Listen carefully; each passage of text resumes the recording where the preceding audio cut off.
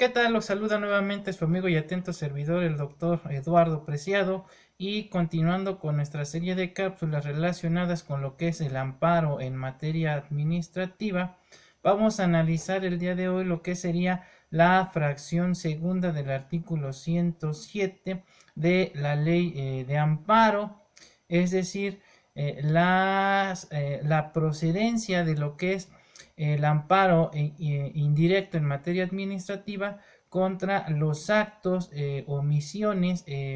provenientes de los entes de la administración pública, tanto federal, estatal o municipal, es decir, lo que se conoce doctrinar y jurisprudencialmente como actos materialmente administrativos, es decir,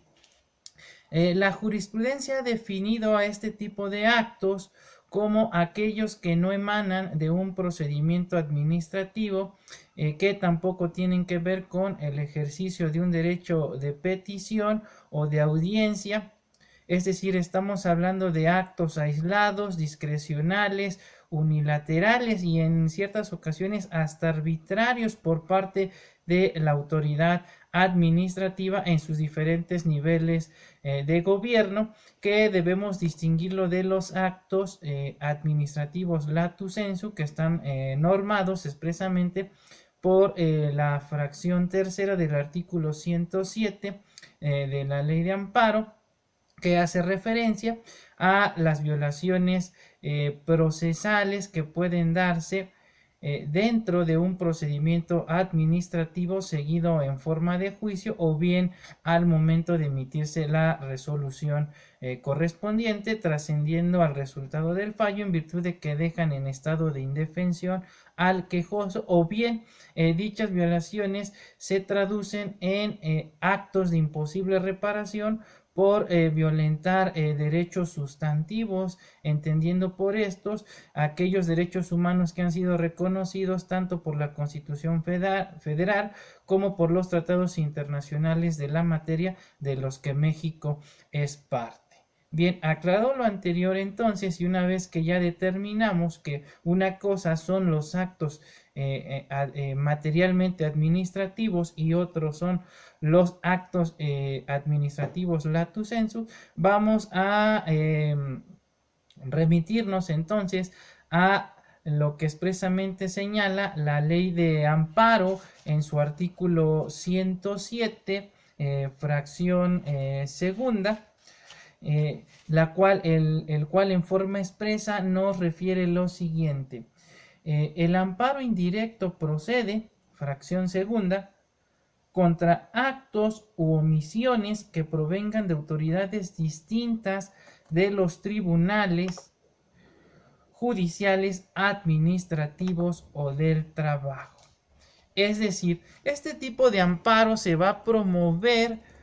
contra actos u omisiones ajenos a toda autoridad judicial o de los tribunales de justicia administrativa o del trabajo. Es decir, que el amparo previsto por la fracción segunda de la ley de amparo no procederá bajo ninguna circunstancia contra actos u omisiones que emanen del Poder Judicial Federal o del Fuero Común, de los tribunales de justicia administrativa, ya sea federal, local o en algunos casos hasta municipal, así como de las juntas federales o locales de conciliación y arbitraje o del Tribunal Federal de Conciliación y Arbitraje. En virtud de lo anterior, entonces surge la interrogante de que ¿qué debemos entender entonces por actos o omisiones provenientes de lo que serían las autoridades distintas a la autoridad judicial o a los tribunales de justicia administrativa o del trabajo? La respuesta es algo compleja, sin embargo podemos establecer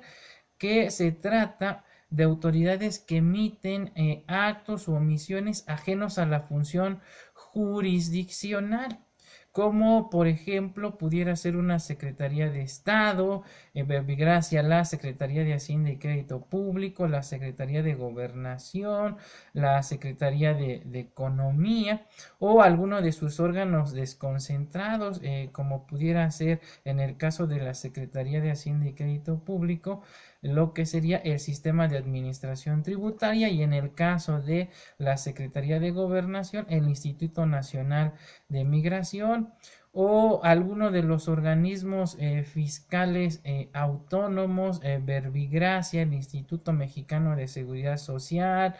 el Instituto de Seguridad Social para los Trabajadores al Servicio del Estado, las alcaldías, etcétera. En conclusión, entonces, en la fracción segunda de la ley de amparo se hace referencia a los actos u omisiones emanados de la administración pública en sus diferentes niveles de gobierno, ya sea federal, estatal o municipal, sin que medie petición de parte o el ejercicio de un derecho o de defensa o la substanciación de un procedimiento. Es decir, estamos en presencia de, como ya lo comentábamos, lo que la jurisprudencia de la Suprema Corte de Justicia de la Nación ha denominado como los actos materialmente administrativos, para lo cual es importante precisar que en estos casos debemos estar atentos si debemos o no agotar el principio de definitividad, ya que de acuerdo a lo que dispone el artículo 61 en su fracción 20,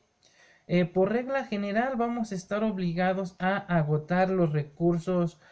ordinarios que se encuentren previstos en la ley de la que emana el acto reclamado, que de alguna manera puedan nulificar o modificar la determinación de la autoridad administrativa que pretendemos tildar de inconstitucional o de inconvencional.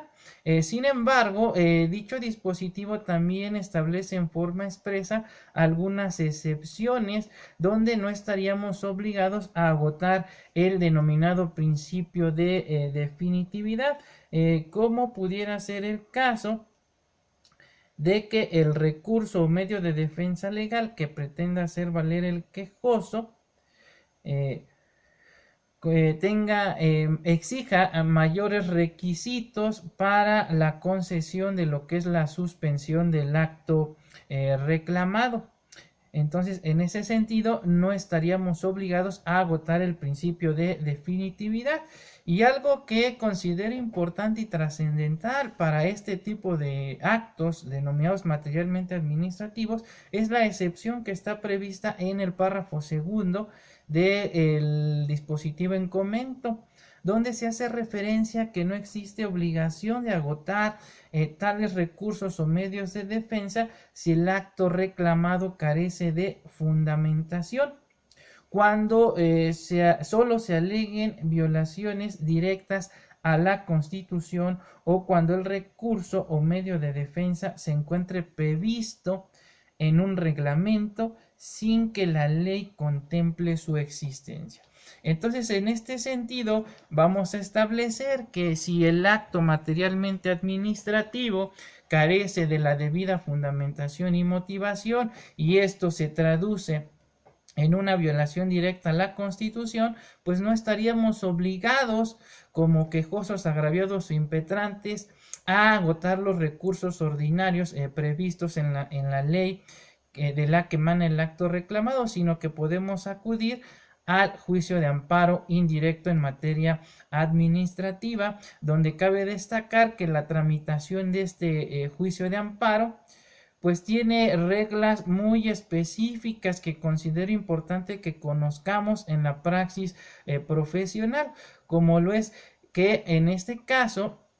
si nosotros en nuestra demanda de amparo aducimos que el acto de autoridad carece de la debida fundamentación o motivación, lo que va a hacer el juez o tribunal de amparo es requerirle a la autoridad responsable un informe justificado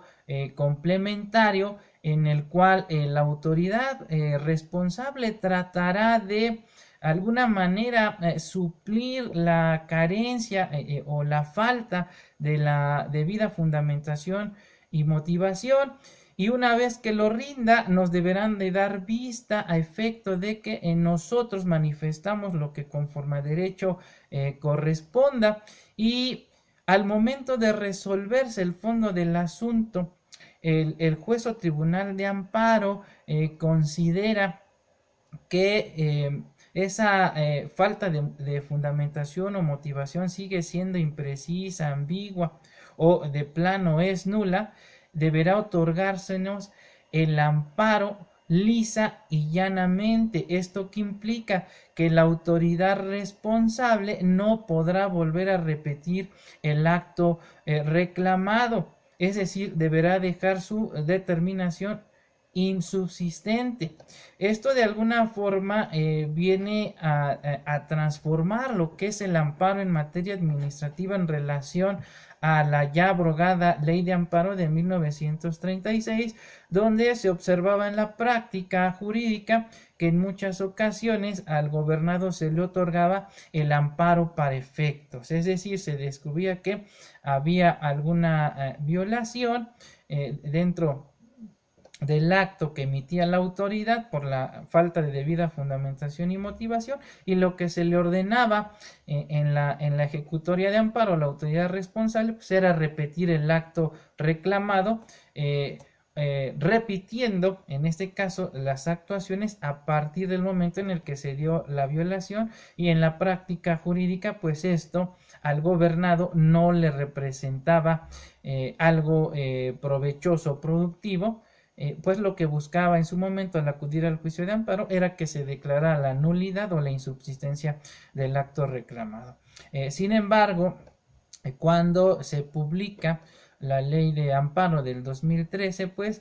se contempla esta distinción entre lo que son los actos materialmente administrativos y los actos administrativos latu sensu, y en este sentido entonces debemos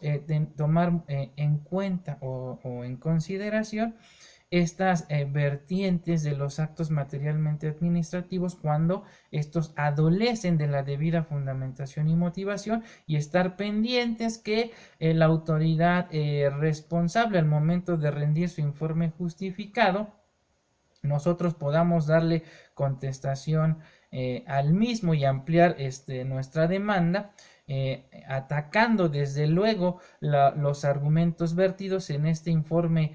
complementario, y de ser así, al momento de resolverse el fondo del asunto, el juez de amparo llega a la conclusión de que esta fundamentación o motivación sigue siendo deficiente, pues nos deberán otorgar el amparo y protección de la justicia federal de manera lisa y llana. Bien, pues hasta aquí llegamos con la presente cápsula relativa a lo que es el amparo contra los actos materialmente administrativos. Por ende, en la próxima cápsula vamos a analizar lo que serían los actos administrativos latu sensu, es decir, aquellas violaciones que se dan dentro de los procedimientos administrativos seguidos en forma de juicio. Agradezco su atención prestada y nos vemos hasta la próxima cápsula.